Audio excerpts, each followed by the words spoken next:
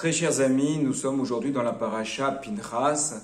Nous avons vu à la fin de la paracha Balak la semaine dernière l'acte ignoble commis par Zimri ben Salou et Cosbi Batsour et le zèle de Pinchas qui décide d'arrêter l'infamie en Israël en le faisant d'une manière violente, marquante, en prenant sa lance pour empêcher ceux qui fautaient aux yeux de tous, Zimri ben Salou, le prince de Shimon, et Cosbi Batsour, la princesse de Midian.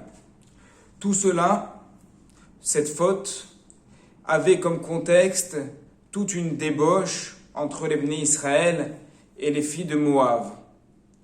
Hachem avait commencé à déverser sa colère sur le peuple et des milliers de personnes mouraient.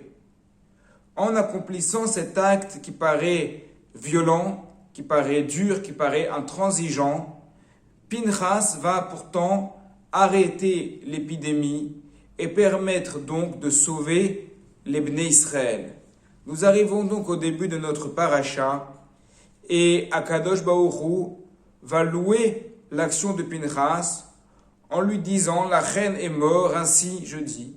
Ineni noten lo et beriti shalom. Je lui donne mon alliance de paix.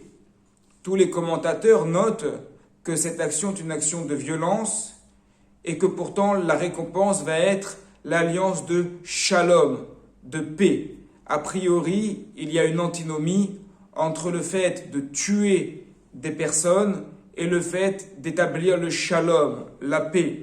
C'est pour cela que dans le texte que nous avons dans nos Sifrei Torah, le mot shalom contient à l'intérieur le vav qui est coupé, qui est brisé, pour montrer que ce shalom-là est un shalom particulier qui s'est obtenu dans la violence.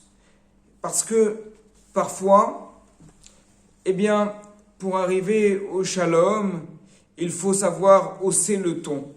Et là, le shalom devient absolu. Absolu, c'est-à-dire devant Dieu, c'est une alliance éternelle. Mais pour les hommes, cela apparaît comme quelque chose de brisé, car il a fallu élever le ton, il a fallu taper du poing sur la table. Et d'ailleurs, le Torah Tmima remarque à plusieurs reprises, Moshe Rabbeinu a pris la défense des Bnei Israël, et pourtant il n'a jamais mérité cette alliance de shalom. La différence avec Pinchas, c'est que Pinchas, en agissant de la sorte, a fait taire toute contestation pour le futur.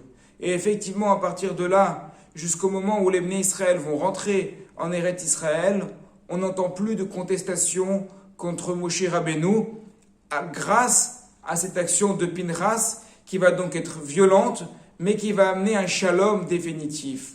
Dans cette optique, la Gemara, dans le traité Ketubot, à la page 105b, énonce que tout Talmid Racham, tout érudit qui est aimé sans hésitation par tous les gens de sa ville, ce n'est pas parce qu'il est sage, ce n'est pas pour son érudition, mais c'est parce qu'il ne réprimande pas correctement les gens lorsqu'ils négligent les mitzvot. La Gemara ne fait donc pas preuve d'angélisme, mais elle nous montre que si un rave est aimé de tous sans exception, c'est sûrement qu'il va un peu trop fermer les yeux sur la manière dont cela va se dérouler dans sa communauté. Il ne va pas réprimander quand il faut réprimander.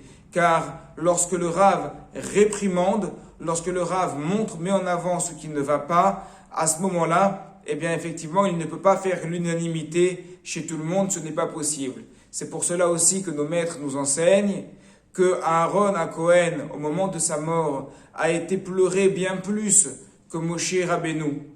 Pourtant, c'était Moshe Rabbeinu le plus grand, certes, mais Aaron, il était Rodef Shalom, il avait un rôle de chercher à concilier les uns et les autres, alors que Moshe Rabbeinu réprimandait régulièrement, et donc, étant donné qu'il réprimandait, il ne pouvait pas faire l'unanimité auprès de ceux qu'il dirigeait.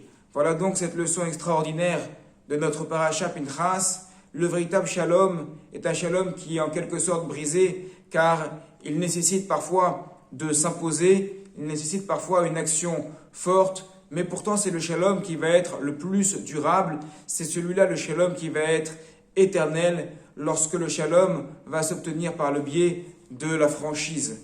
Shabbat shalom à toutes et à tous.